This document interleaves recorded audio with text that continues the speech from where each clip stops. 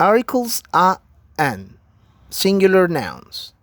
The article a or an represents one thing that can be people, objects, situations, or animals.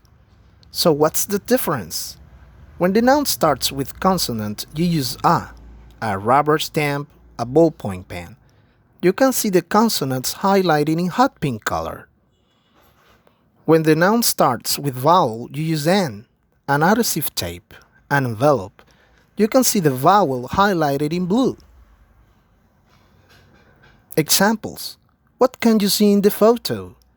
I can see a binder clip, a rubber stamp, a red paper clip, a purple triangle, an envelope, a ballpoint pen. The article the. We use the definite article in front of a noun when the other person knows what we're talking about. Because there is only one.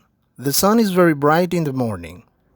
With a superlative adjective. She is the fastest girl in the school. Because there is only one in that context. The concert is behind the bank in our town. Because we have already mentioned it. A little girl climbed 4 trees. The girl passed from one tree to the other easily. To say something about all the things referred to by a noun. The dog is a very friendly animal. Dogs in general are very friendly animals. To refer to a system or service. Let's meet on the bus.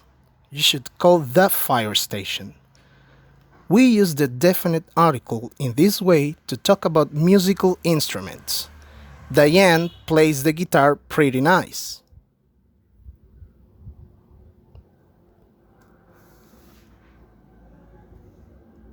Countable and uncountable nouns.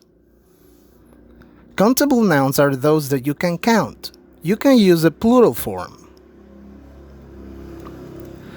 Uncountable nouns are those that you can't count. You cannot use the plural form. You can use them with the structure there is, there are. There's some advice for you.